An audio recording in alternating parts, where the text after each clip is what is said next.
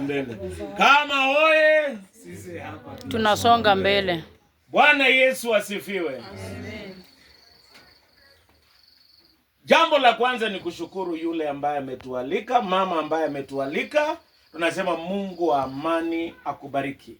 Leo nataka niseme kitu kimoja. Jambo la kwanza, je, nyumba aina gani ndio nyumba enye ina baraka?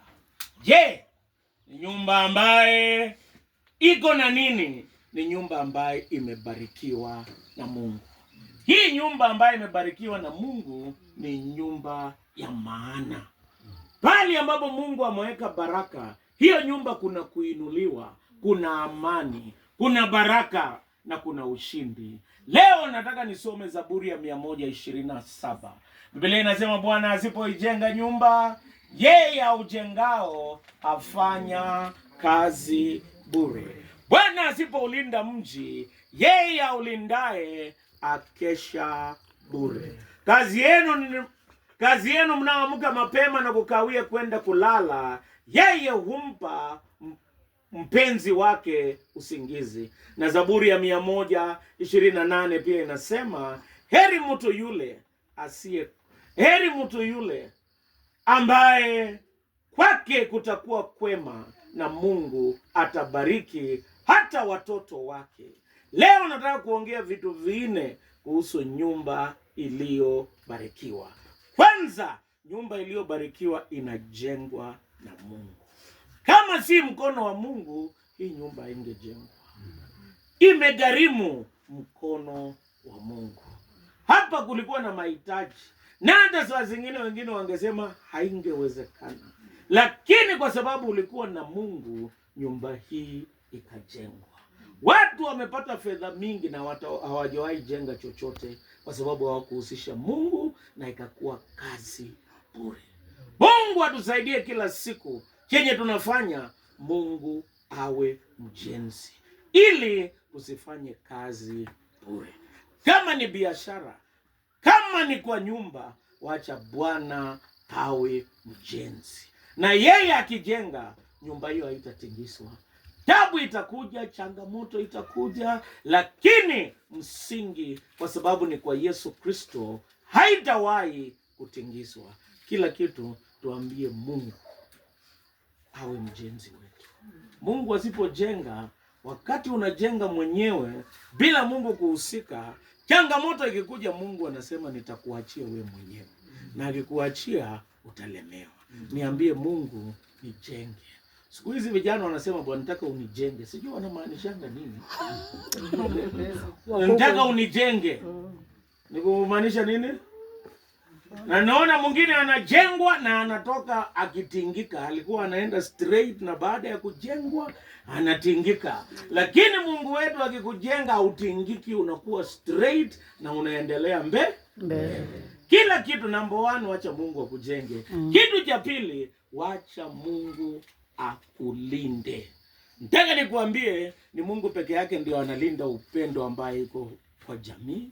Mungu peke yake ndiye analinda amani ambayo iko kwa jamii. Hata maendeleo ni Mungu analinda. Nilikuwa nasikia kuna watu wengine wanaenda kutafuta ulinzi Kamkuyu. Unajua Kamkuyu ni barabara ambayo inatokea Kisumu, inatokea Western. Watu wanaenda kutafuta pasali wa walinde. Lakini pasali akikuja kwa area anamaliza kuku, anapanda endika. Anaenda na anawachia shida zenu. Mnabakia na ilivyokuwa mwanzo, ilivyo sasa, hata milele. Kitu ambacho mmepunguza sio shida, ni kuku peke yake kwa area. Na shida zenu mnabakia naye. Wacha Mungu atulinde. Hata kwa hii boma mnapokaa, Mungu awalinde. Alinde chenye mko naye, na akilinda itaongezeka na kukua. Jambo la tatu, Mungu ndiye anayepumzisha watu. Wanasema kazi yenu ni bure mnaamka mapema na kukawia kwenda kulala, yeye humpa mpenzi wake usingizi. Nataka nikuambie kuna watu hawapumzikangi usiku, wanapenduka. Yani kwa sababu tunasema kapritage, yani analala akipenduka na kupenduka, yani mambo inamsumbua. Lakini naomba kwa hii nyumba Mungu awape kupumzika na amani. na hii nyumba iwe ya baraka na ushindi na amani, ili muweze kupumzika mkilala hapa. Nataka niwaambie Mungu ndiye anayepumzisha watu. Kuna watu wengine wakilala hawalalingi, analala na jembe chini ya kitanda, tarimbo upande hii, shoka, sururu, na baadaye anaweka irisi na alali, na mwizi akikuja anatoroka, anaacha hizi vitu zote. Nataka nikwambie ni Mungu tu peke yake ndiye anapumzisha watu. Usishtuliwe na watu, yeye ndiye atupumzishaye. Na kwa hii nyumba ambayo wameleta maombi utapumzika. Jambo la mwisho, Mungu alete furaha kwa hii nyumba.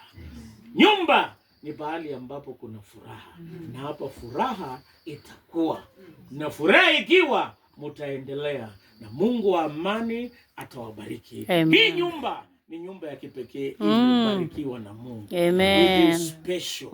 Nataka nikwambie sio matofari, sio nini. Penye Mungu yuko ndio pahali special. Nataka nikwambie hapa ni special. Hapa Mungu amejenga, Mungu atalinda, Mungu atapumzisha watu hapa, na mwishowe Mungu atajaza furaha. Je, mnajua Biblia inasema ni heri pahali ambapo kuna mboga na upendo na furaha kushinda nyama na magombano.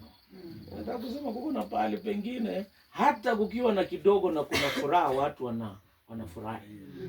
Lakini sijui kwa nini wakati mwingine watu pahali ambapo Mungu hayuko watu wanaongea tofauti, wanasema we kuja hapa, lete maji, fanya nini? Lakini penye Mungu yuko kuna furaha na amani. Mungu wa amani awabariki. Na asante kwa kunialika kufika mjini. Mimi ni padri wa mashambani. Na tuombe.